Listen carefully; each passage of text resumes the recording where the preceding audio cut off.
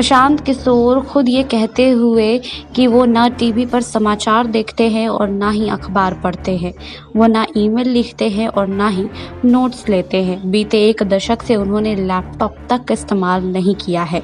उन्होंने बताया है कि सिर्फ एक ही गैजेट का वो इस्तेमाल करते हैं और ये उनका फ़ोन है। जी हाँ, प्रशांत किशोर के ट्विटर पर 5 लाख के करीब फॉलोवर है और वहाँ पर उन्होंने बीते 3 सालों में सिर्फ 86 ट्वीट ही किए हैं। वो कहते हैं कि मेरा पेशे और जीवन के बीच संतुलन के सिद्धांत में कोई यकीन नहीं है और वो अपने काम के बाहर मेरी कोई जिंदगी नहीं है। जी हाँ, बता दें आपको कि प्रशांत किशोर को भारत का सबसे चर्चित राजनीतिक सलाहकार और रणनीतिकार कहा जाता है। हालांकि वो इस विवरण को पसंद नहीं करते हैं।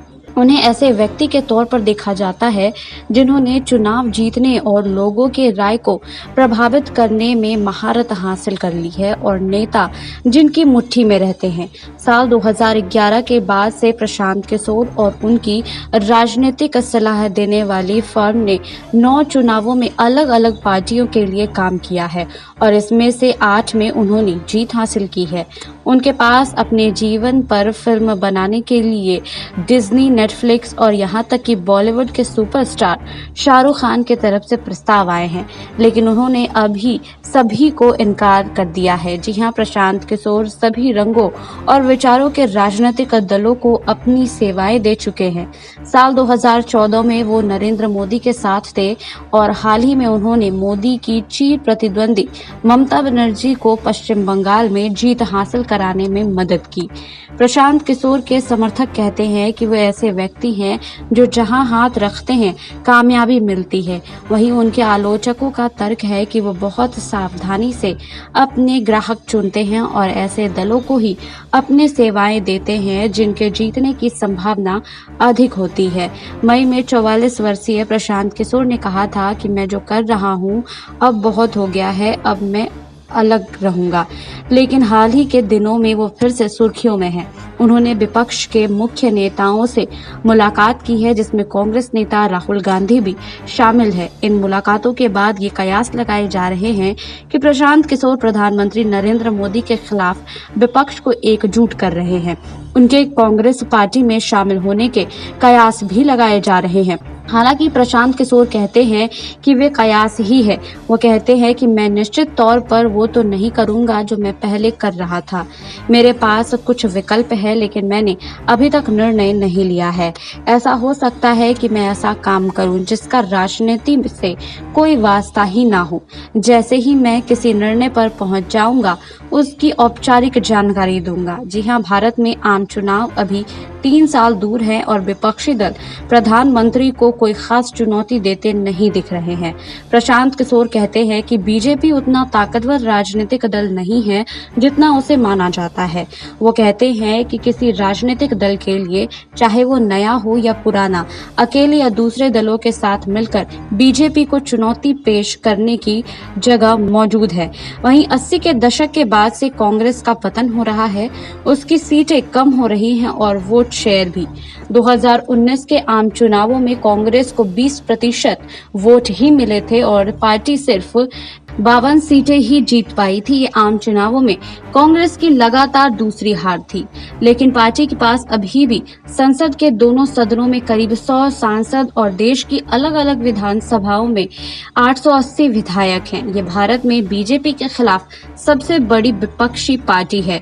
वहीं प्रशांत किशोर कहते हैं कि मैं टिप्पणी करने वाला नहीं हूं और कांग्रेस पार्टी में क्या गलत हो रहा है, लेकिन मुझे लगता है कि पार्टी के चुनावी प्रदर्शन से जो दिख रहा है, समस्या उससे कहीं अधिक गंभीर है। पार्टी की समस्याएं उसके ढांचे को लेकर अधिक है।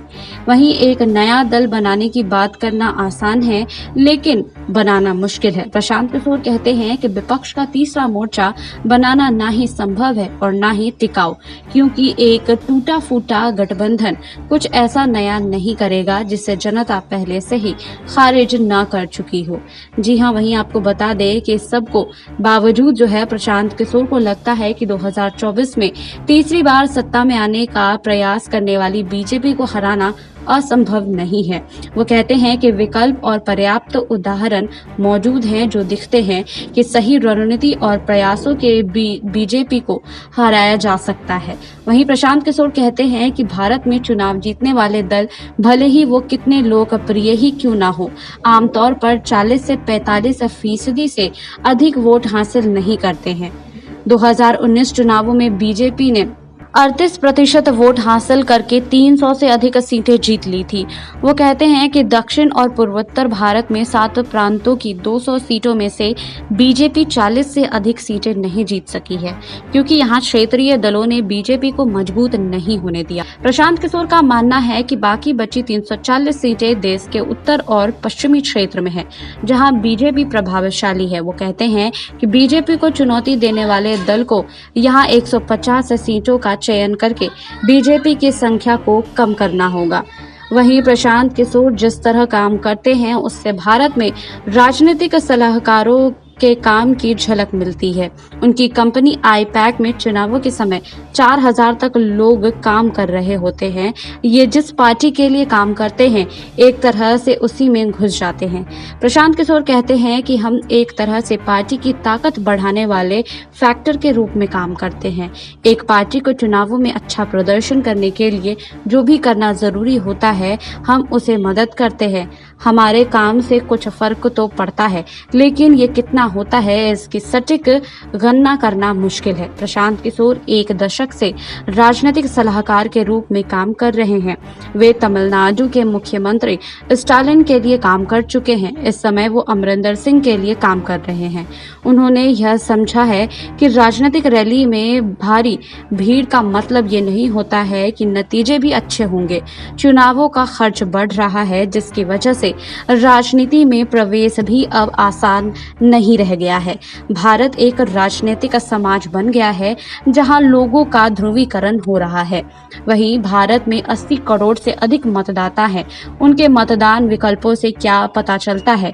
इस सवाल के जवाब में प्रशांत किशोर कहते हैं कि कल्याणकारी योजनाओं के लाभ, पहचान, सशक्तिकरण, संसाधनों तक पहुंच और कई दूरी सीधे नजर न आने वाली चीजें मैं सही अनुमान नहीं लगा सकता हूं। वो कहते हैं कि मैं कभी भी मतदाताओं का दूसरा अनुमान लगाने का प्रयास नहीं करता हूं। मैं सिर्फ ऐसा सिस्टम विकसित करता हूं जिससे ये पता चल सके कि लोग क्या बात कर रहे हैं। लोगों को सुनने से जो नई जानकारियां मिलती है वे हमें हमेशा चौंकाती है और हमें विनम्र बनाती है। बता दें कि साल 2015 में उनकी टीम बिहार में 40,000 गांवों तक पहुंची थी ताकि ये पता लगाया जा सके कि लोगों की समस्याएं क्या है। बिहार भारत के सबसे गरीब राज्यों में से एक है और प्रशांत किशोर की जन्मभूमि भी है। वो बताते हैं कि बिहार में सबसे बड़ी समस्या खराब नालियां थी। थानों में शिकायत नाली से शुरू हुई विवाद को लेकर थी। वहीं आपको बता दें कि पिछले साल पश्चिम बंगाल के चुनावों के दौरान प्रशांत किशोर ने एक हेल्पलाइन शुरू करवाई जहां लोग अपनी शिकायत सुना सकते थे। वहीं आपको बता दें कि अब फिर से प्रशांत किशोर अमरिंदर सिंह के लिए कार्य कर रहे हैं और कयास ये लगाए जा रहे हैं कि अमरिंदर सिंह को भी प्रशांत किशोर सफलता दिला सकते हैं। आपको हमारी ये रिपोर्ट कैसी लगी हमें कमेंट बॉक्स में लिखिए। बाकी और खबरों के लिए जुड़े रहिए SPN 9 न्यूज के साथ।